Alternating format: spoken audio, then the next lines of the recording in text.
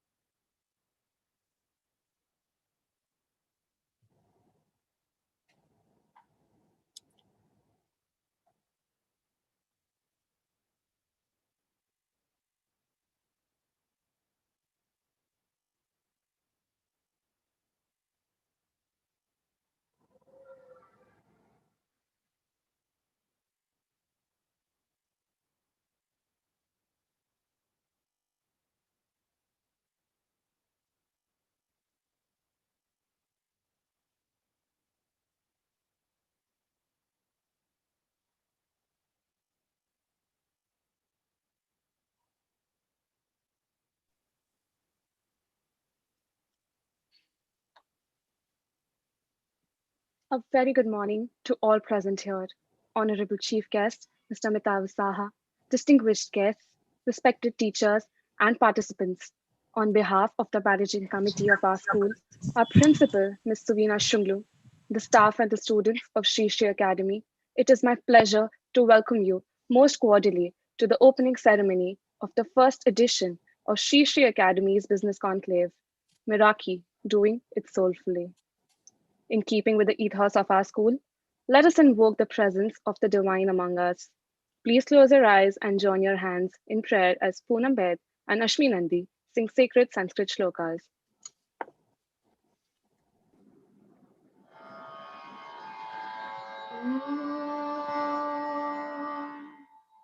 विसत्तमा सद्गमय तमसोम ज्योतिर्गमय मृत्योर्मामृतं गमय Shanti Shanti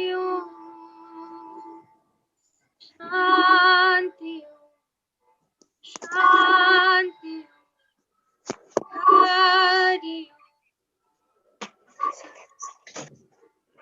Shanti Shanti Hari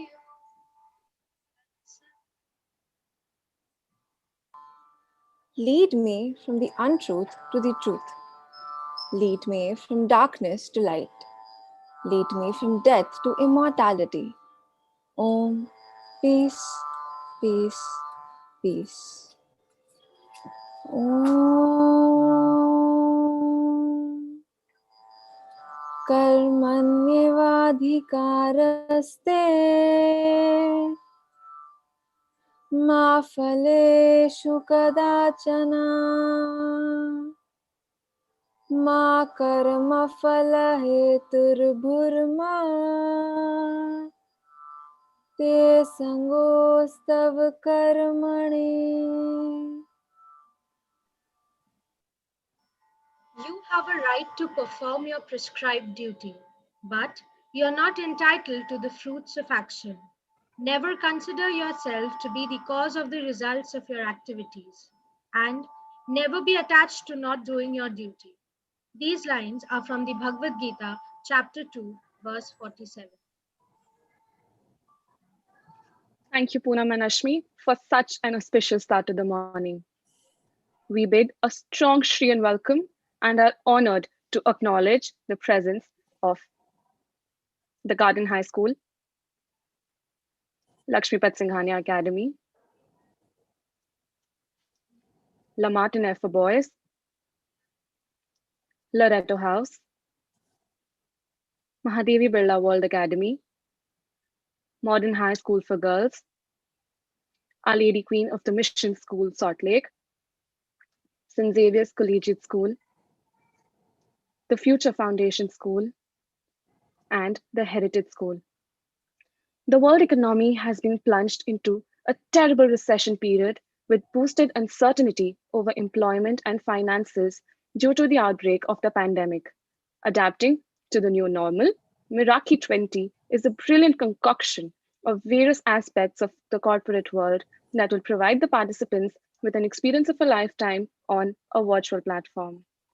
May I now request Ms. Suvina Shunglu, our principal, to deliver her welcome address.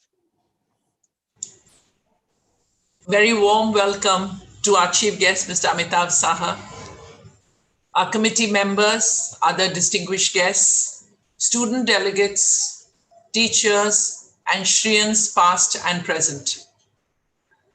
I would like to begin by congratulating and complimenting our team MERAKI, their faculty and students for pulling this off in COVID times, for pulling off their first business conclave, and a big clap to all of you because you've been so persistent for the last 2 years. And I've said, why do we need to host another business fest? Why don't you go and attend fests, bring laurels back to school?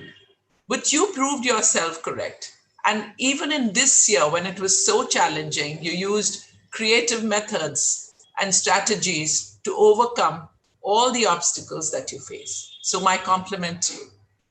It would be amiss of me if I did not share with you the philosophy of our founder, Sri Ravi Shankarji, regarding business. He is the founder of which not many people in India know, but internationally, of the International Association of Human Values in Europe and all through the world, and the founder of the Art of Living in India. He inspired in 2003 in Europe, the European Union, a symposium on the international leadership of ethics in business on 1st of July, 2003 in Geneva. And he has addressed that with the UN chief. And every year he is invited with a number of his teachers to speak about business and ethics. One of the last events in which one of the events that I would like to quote from, which shares his opinions about business ethics would be the one in 2012 in Singapore, where he emphasized the need for ethical business practices, saying, what is most essential today are role models. We need good role models. Young entrepreneurs need to see role models, industries which have ethical practices, which are fair, and which practice corporate social responsibility. This can happen. In fact, this is happening. It should happen. And for their ample number of businesses that have grown steadily following the code of conduct and ethics. My hope and dream, dear Shriyans and students at large, all the participants today, the MERAKI team has worked soulfully to make this happen. And that's what MERAKI means.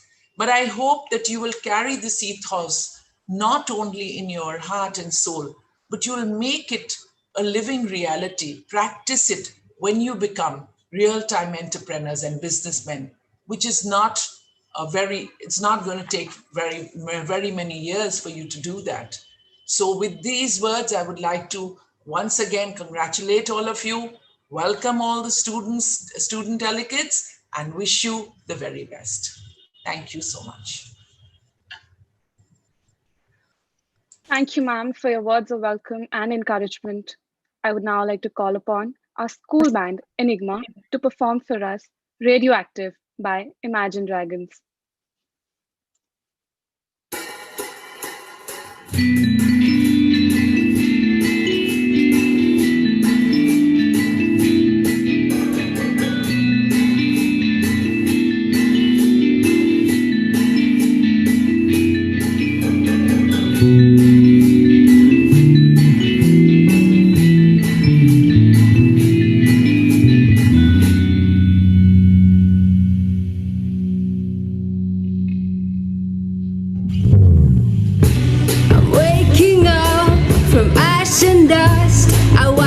Brow and I sweat my rust. I'm breathing in the chemicals.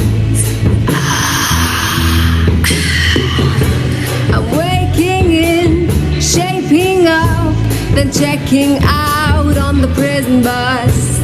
This is it, the apocalypse.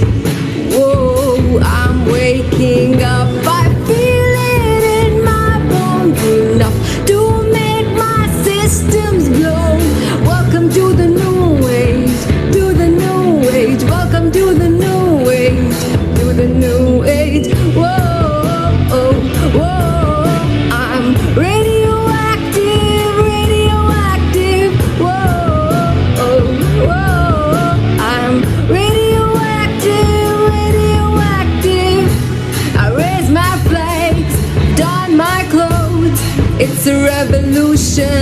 suppose we painted red to fit right in.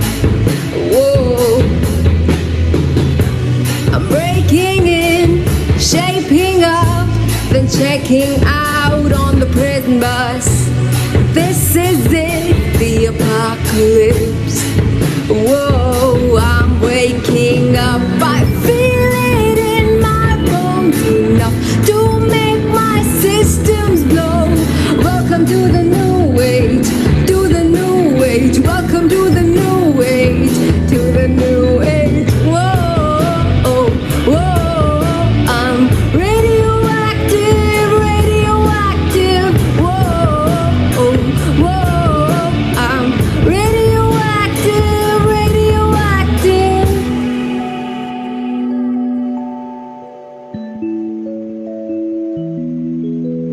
Oh, systems go, the sun hasn't died.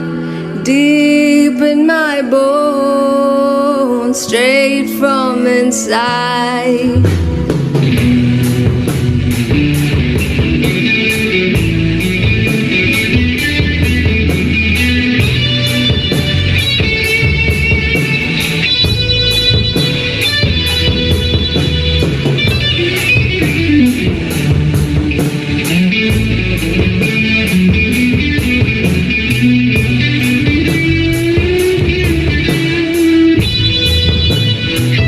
I'm waking up, I feel it in my bones enough to make my systems blow.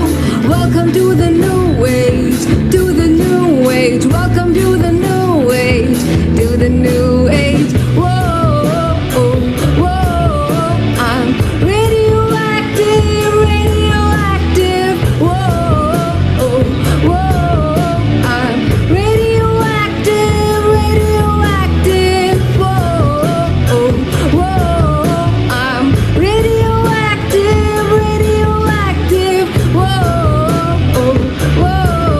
I'm radioactive, radioactive.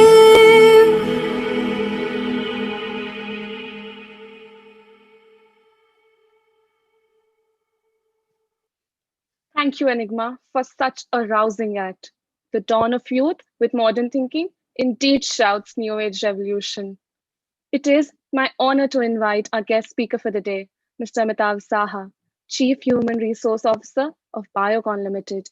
He has more than 2 decades of diverse experience in human resource management with organizations such as First Source Solutions, Maastricht Bank, Accenture, and Infosys.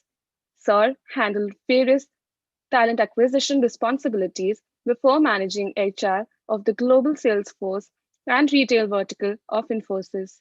He was responsible for setting up and leading the recruitment practice for Accenture BPO's voice and data business in India. At Maastricht Bank Dubai, he headed HR for the corporate bank. Prior to joining Biocon, Sir was the head of talent acquisition and HR for First Source Solutions APAC business. Mr. Saha has a Bachelor of Engineering degree in Electrical Engineering from Delhi College of Engineering, Delhi University, and a postgraduate diploma in Management from IIM Calcutta. Sir, the stage is yours. Thank you. Thank you very much. Let me try and share my screen. And just let me know if you guys can see it. Can you see it properly? It's absolutely correct, sir.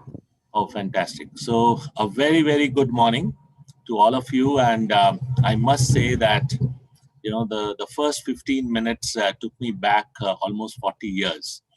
I actually relived part of my childhood in these 15 minutes, hearing the shlokas, followed by the band, and of course, Principal Ma'am. It's a wonderful opportunity and a privilege for me to be on this platform. So let me start without much ado. And you've given a very good introduction of mine. I am not sure if you missed out anything. So I don't know if this slide would make much sense. So what I'll do is I'll just highlight a few things which I think is very personal and that does not come out in a business presentation. So first and foremost, born in Calcutta, brought up in Calcutta, studied in Calcutta. I went to a school called Hindi High School, which is Birla High School now. I studied there till class 12. And, I have been part of several fests in those days, but, today's fest, at least the start of it, definitely made me feel that how far the students have come, how much more they are, I would say, talented as well as IT enabled today to handle the new world. So congratulations on that. I went to Delhi post my school and then came back to Calcutta, worked for a couple of years, went to IIM. I actually wanted to do either of the two. In those days, it was very important to have either an engineering or a medical degree. And I actually wanted to do chartered accountancy. I wanted to become a finance person. But as it happened, you got a score and you got a chance to study engineering, so you went there. When I completed my engineering, I wanted to go to the US and do my MBA in the US. But then when I got through the IIMs, there was obviously certain suggestions in the family which said, why don't you stay back? So the reason I'm telling you all this is that all of us go through some of these decision making at the early stages of our life, where either we take the decisions or somebody else does. Some of it define our lives. The rest of it just gives us an avenue to proceed. And then what we do out of that is largely left to us. So I went to IIM, came out and joined a marketing team. That was my aim in those days. The first 4 years, I worked with Madura Coats. I launched some of the interesting premium brands that you see today, starting with Alan Solly and then Peter England. I was part of Madura Garments. Very interesting phase as a young person out of a B school. Getting a chance to launch a premium brand across the country was a fantastic experience. And then I took a decision which was probably the first time in my life to follow my heart. And I joined the music industry in Bombay. I was always very passionate about music, the popular music, which is film music and folk music and all of that. So 1 year in Bombay, I got a chance to meet all the luminaries, you name them, and I would have met them or interacted with them or signed contracts with them. Very, very exciting time. But after a year, you realize that, look, that's a different world and you want to progress in a different world. And I took the second important decision in my life, again following my heart, and I moved from marketing to HR. I was one of the first people hired in Infosys who came with a non-HR background into HR. In fact, for Mr. Murthy and Hema Ravichandar, who was the head of HR those days, I was one of the guinea pigs who they wanted to experiment with. Took that up and for the next couple of years learned the ropes in HR. Then did a whole lot of roles within Infosys. And Infosys was very different those days. Today, they have more than 2.5 lakh employees worldwide. I was the 8,000 employee. And we were actually setting up campuses those days. And ma'am mentioned something about CSR. And one of the foremost thoughts in those days was wherever we set up centers, we want to involve the local team, the local population. Infosys was setting up a large center in Mysore and also in Pune. And the first thing we did was to go out to the local community and offer them all the administration and support jobs. So great experience. Then left Infosys to join Accenture to set up their entire practice in recruitment. Accenture was new in India at that time, and they had just 60 people.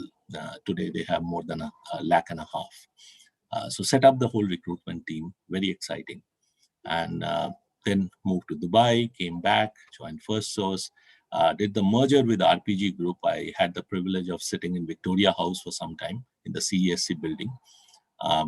doing the entire M&A from a HR standpoint. Then joined Biocon, and that was another turning point in my life where I got to work with one of the legends in today's business world, Kiran Mazumdar-Shaw. We spoke about entrepreneurship, and she is somebody who embodies, entrepreneurship all throughout her journey.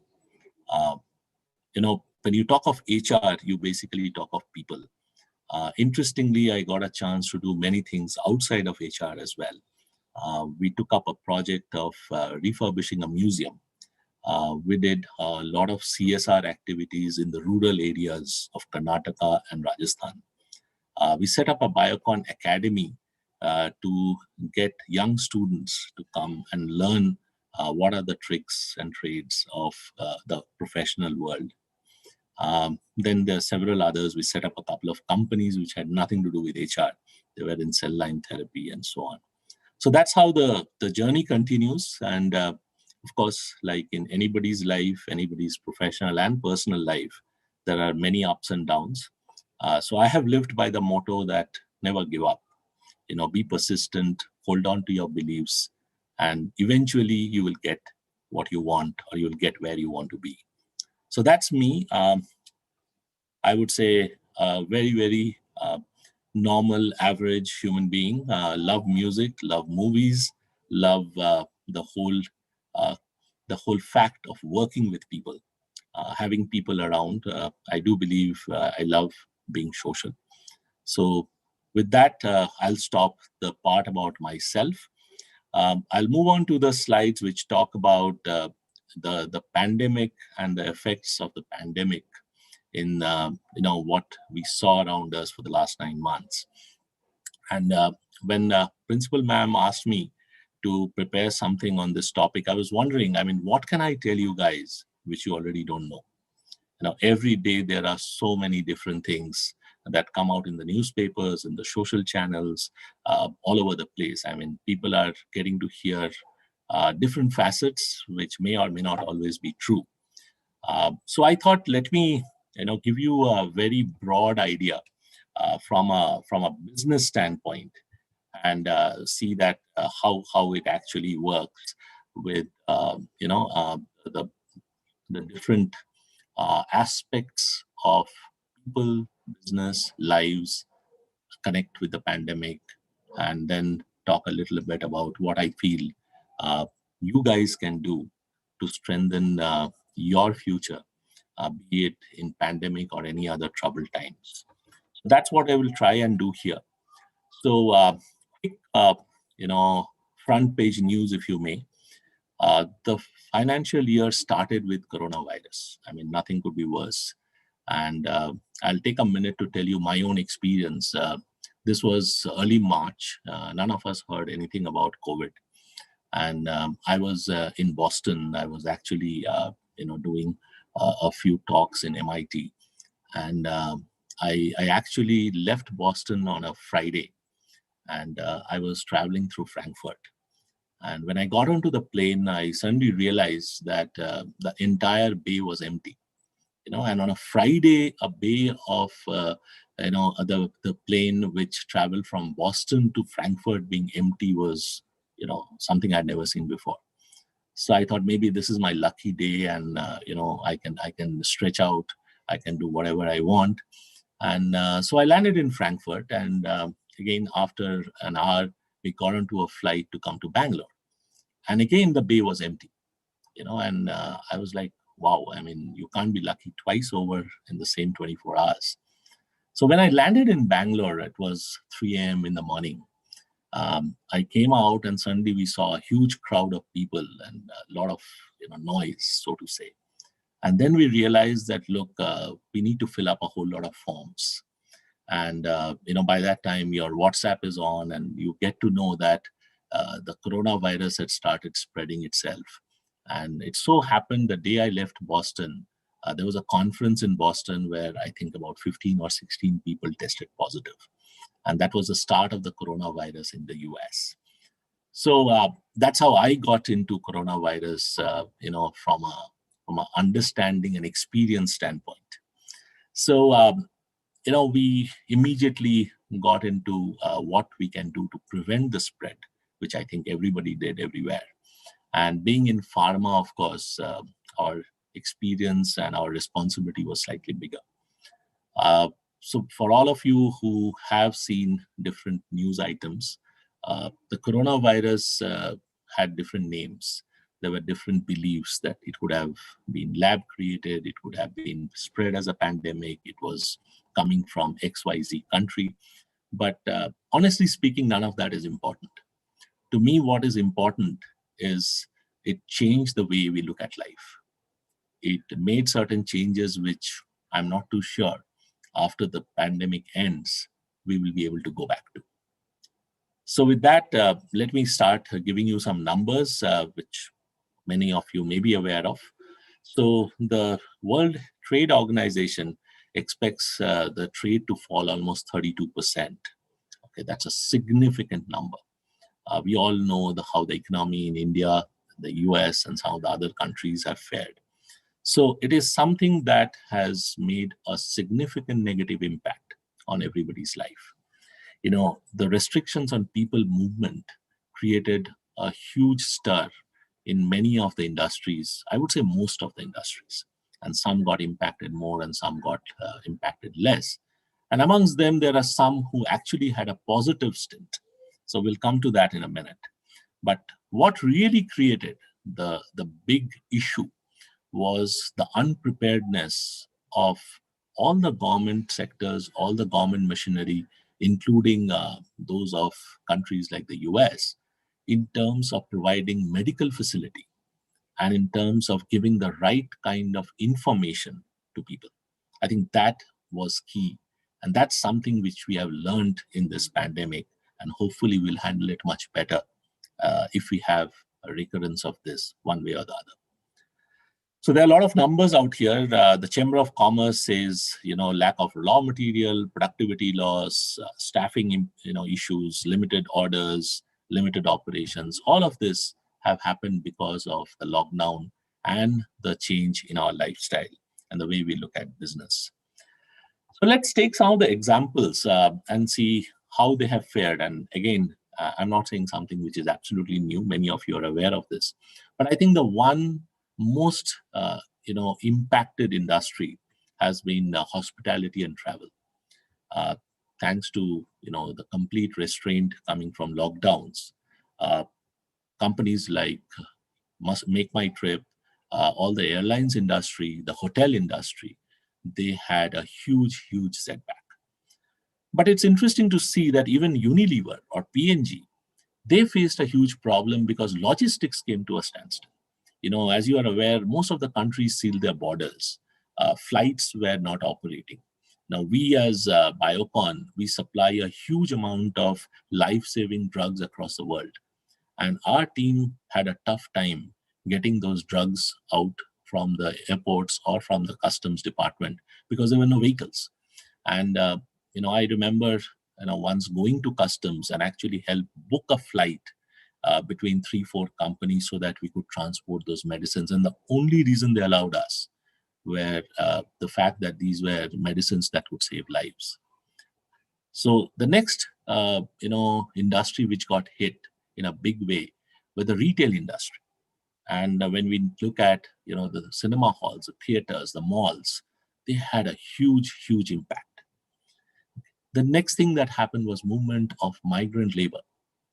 The companies which have large manufacturing, companies which have a lot of infrastructure projects, they all depend on migrant labor one way or the other.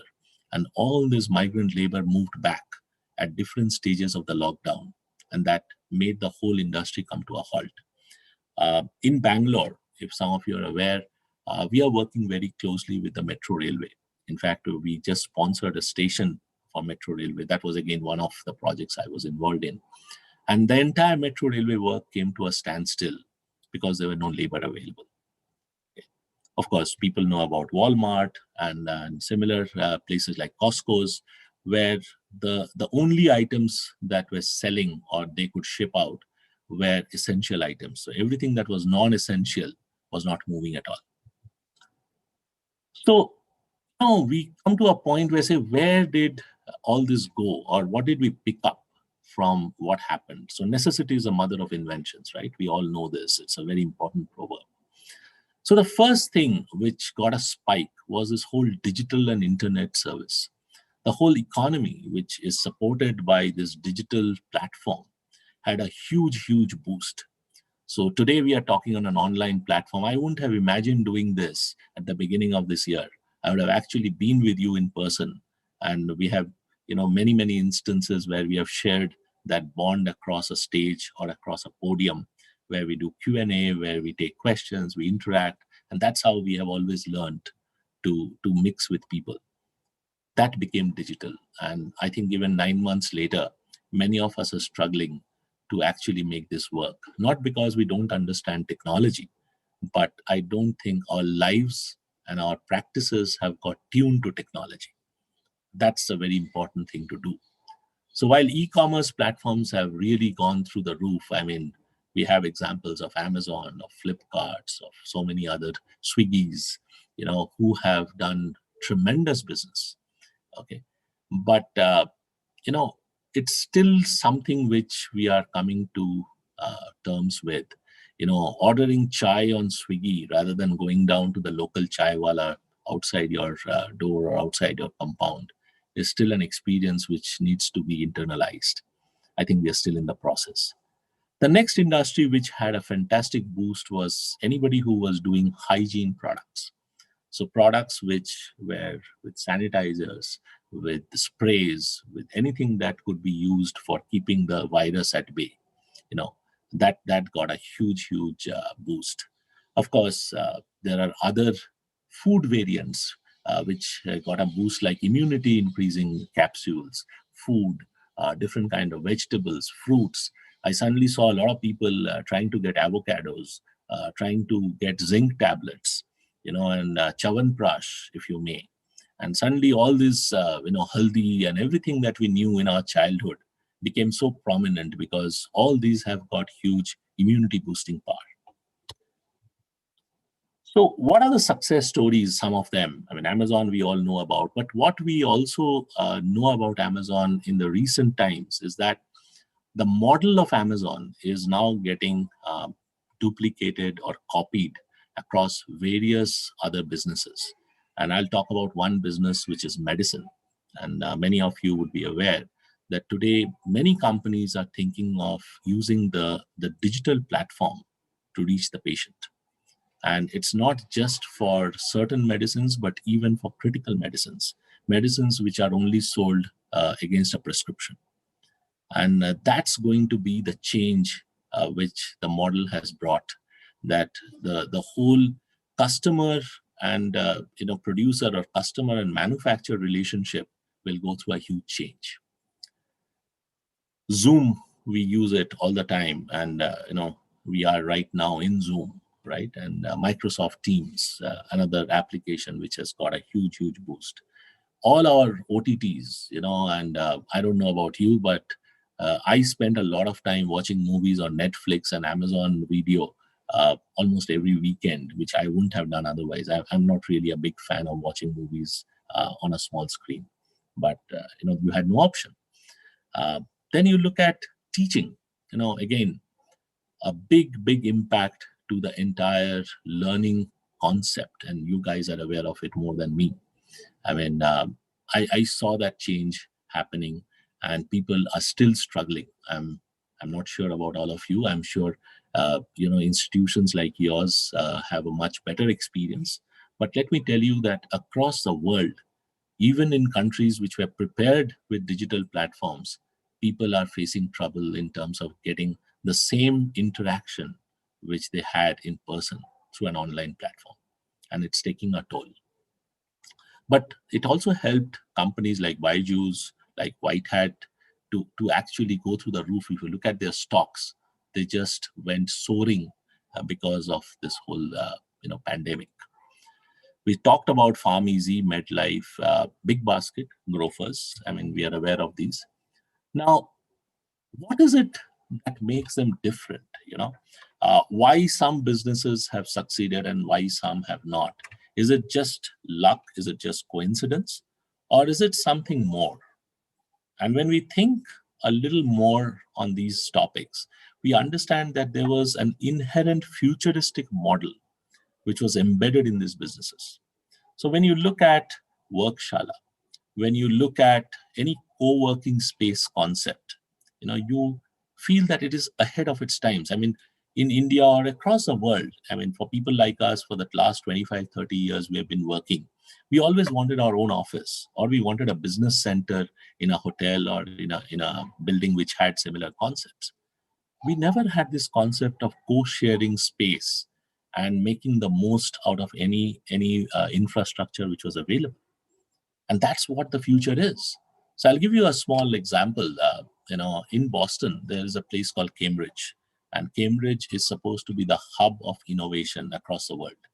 Most of the tech innovation, the pharma innovation, and various other innovations, they actually, kind of breed in Cambridge.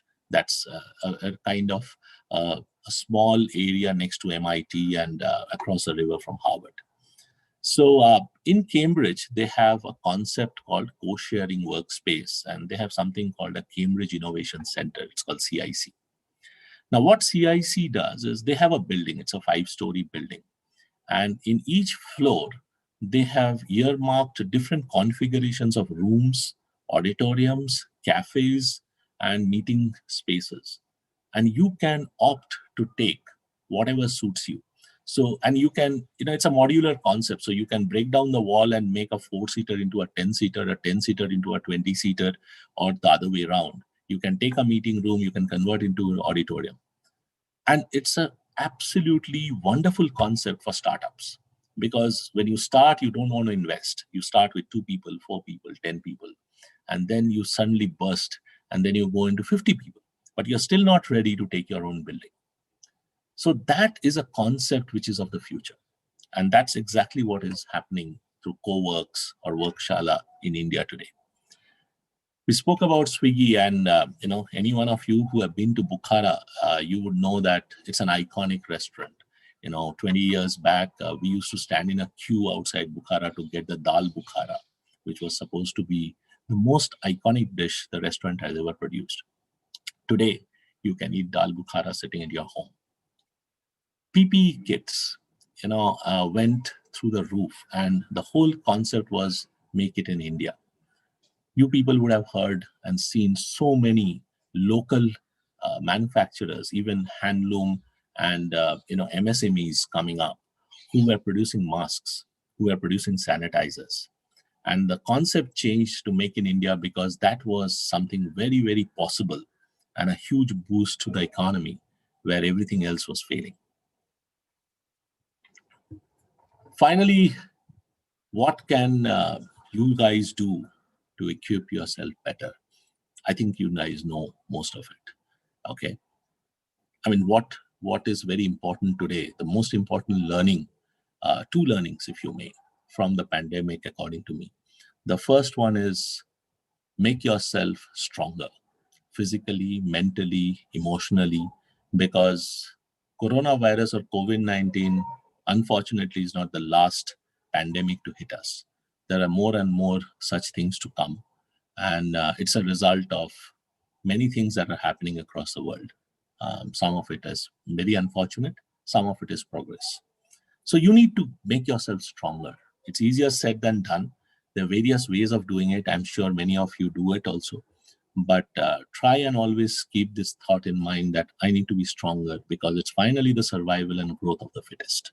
The Darwinian theory has not really changed.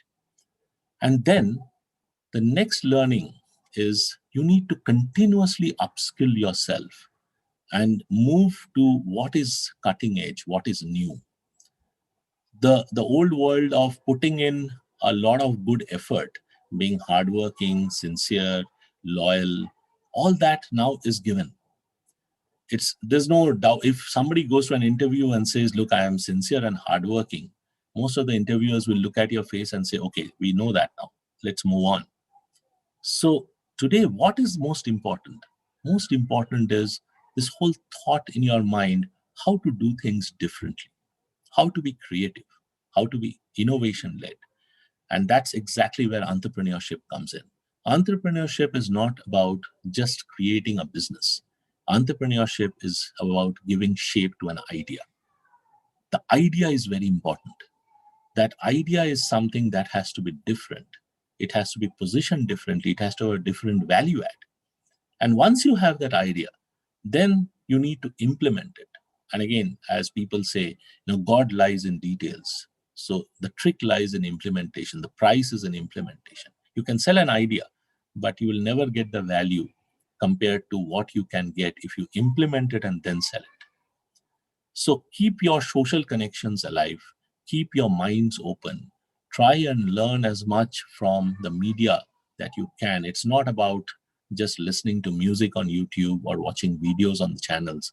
It's about understanding what is the latest technology. Everyday work, I mean, we just go and do things very naturally in our lives, right? I mean, we get up, we brush our teeth, we have breakfast, we do something, so on and so forth. Everything can be done differently. And it's not necessary that we revolt. It's not about revolt. It's about thinking things differently. Do I do the same work the same way every day? Can I do it differently? I'm focusing on this, I'm stressing on this because world over, we are seeing this change coming. And the people who are gaining the most are people who are creative. Finally, it's all about passion. If you follow your passion, then your entire professional journey becomes a great dream coming true. If you are not following your passion, then every day is like having Monday blues. So please, please identify what you're passionate about, follow your passion, and try to get as much creative about it as possible. So thank you. That's all that I wanted to share with you guys. If you want to ask me something, I'm happy to answer.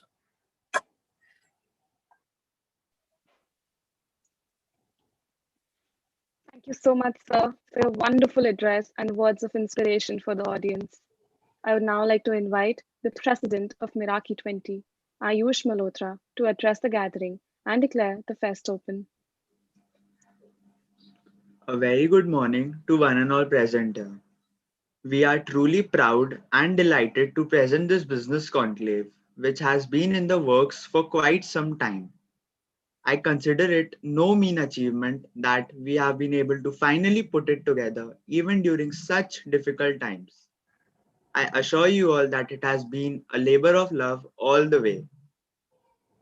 We are also particularly pleased that so many of you have accepted our invitation to participate in this unique business conclave, and I'm quite sure you will find the events intriguing and thought-provoking. I would now like to introduce the 6 events for MERAKI 2020. The first among them being Emporia, our marketing event.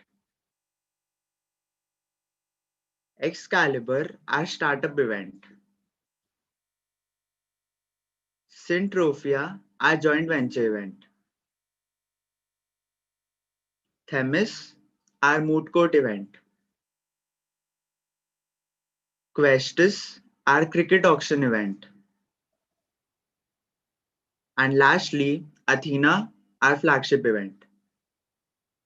With this, I would like to declare MERAKI 2020 open. My best wishes to all the participants. Thank you, Ayush. I would request everyone to kindly log off and join the events as they commence using the links provided in the respective WhatsApp groups. With this, we conclude the opening ceremony of MERAKI 20 and wish all the participating schools